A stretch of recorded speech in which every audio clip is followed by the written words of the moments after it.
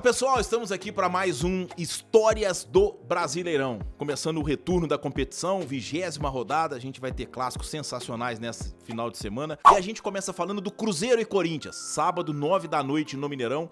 E é um jogo que marcou a competição no final da década de 1990. O Corinthians foi bicampeão brasileiro 98 e 99, o único bicampeonato em sequência do Timão no Campeonato Brasileiro, e teve como uma das marcas justamente a disputa com o Cruzeiro.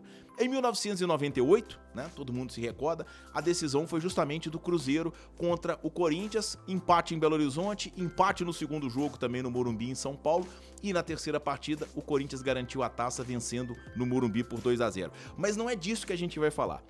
O Campeonato Brasileiro daquela época, ele tinha uma fase classificatória em turno único. Hoje o campeonato da Série A é como turno e retorno. Naquela época tinha só turno, e aí os clubes se classificavam nesses anos de 98 e 99 para as quartas de final. Então os 8 primeiros colocados iam às quartas de final, e aí o Campeonato Brasileiro tinha a sua reta final no formato de mata-mata. Nessas fases classificatórias, Cruzeiro e Corinthians se enfrentaram em 98 no Pacaembu, em São Paulo.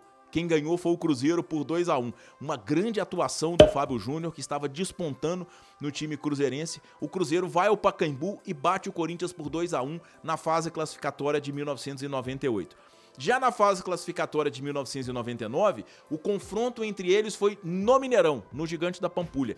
Uma partida marcada por uma grande expectativa, porque o goleiro Dida enfrentava o seu ex-clube, o Cruzeiro, pela primeira vez com a camisa corintiana, e o Corinthians, comandado por Edilson e Marcelinho Carioca, venceu o Cruzeiro por 3-1, e essa vitória foi fundamental porque os dois clubes brigaram palmo a palmo, cabeça a cabeça pela primeira colocação geral, que acabou ficando com o Corinthians, que somou 44 pontos contra 42 do Cruzeiro. Neste sábado eles voltam a escrever uma nova história no Campeonato Brasileiro, se enfrentando no Mineirão. Siga a gente no Itatiaia Oficial, Itatiaia Esporte, compartilhe nosso conteúdo, dê o like e continue com a gente nesse Histórias do Brasileirão. E aí, pessoal? Temos Vasco e Atlético nesse domingo, 11 da manhã, abertura do retorno, o Galo tentando chegar próximo ao G4, o Vasco buscando a saída da zona de rebaixamento. De toda forma, a gente vai contar aqui histórias especiais para os dois lados no Campeonato Brasileiro, lá no início dos anos 70. Em 1971, quando o Galo foi campeão brasileiro, as semifinais daquela competição foram no formato de 2 quadrangulares, e com jogos em turno e retorno. E o Galo abriu um desses grupos das semifinais recebendo o Vasco no Mineirão e deu a sua arrancada rumo à classificação à decisão, fazendo 2-1 no time de São Januário, no Gigante da Pampulha. Os gols foram do Ronaldo Drummond e do Humberto Ramos, e o Ferretti diminuiu para o Vasco. Já na penúltima rodada, desse grupo, o Atlético foi enfrentar o Vasco no Maracanã. E um empate por 1-1 praticamente colocou o Galo no triangular decisivo, o que foi confirmado na última rodada com o Internacional de Porto Alegre aqui no Mineirão. Então, quer dizer, a caminhada do Galo ao título brasileiro de 1971 teve a participação direta do Vasco. A história voltou a se repetir, mas ao contrário, em 1974, no primeiro título brasileiro do Vasco. O que aconteceu?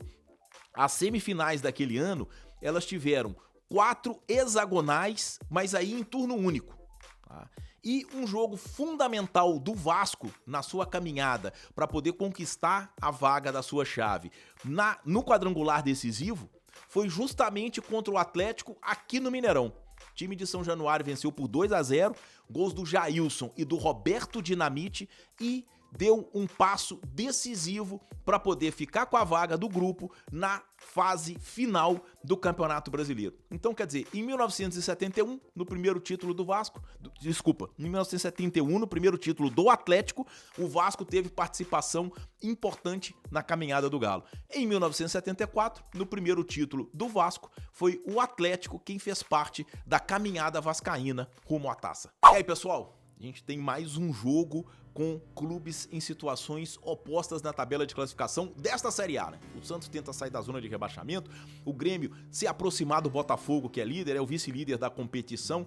Mas a gente vai contar uma história lá do início dos anos 60, isso, da Taça Brasil ainda. Lembrando que em 2010, dezembro de 2010, a CBF promoveu a unificação dos títulos brasileiros e com isso, Taça Brasil, Torneio Roberto Gomes Pedrosa, né, ou a Taça de Prata, foram equiparados ao Campeonato Brasileiro. E a gente vai falar aqui da Taça Brasil de 1963, que teve uma das semifinais justamente entre Santos e Grêmio. O Santos já era bicampeão da competição e pegou o tricolor gaúcho na semifinal da edição de 1963. Os jogos foram disputados no início de 64, algo que era comum no futebol brasileiro nos anos 60, 70, até 80, tá? O Campeonato Brasileiro, a competição nacional, invadir a temporada seguinte. O Santos, que era um esquadrão, praticamente assegurou a vaga na decisão, fazendo 3-1 lá em Porto Alegre no primeiro jogo. Mas a partida que entrou realmente para a história foi a de volta no Pacaembu, completamente lotado.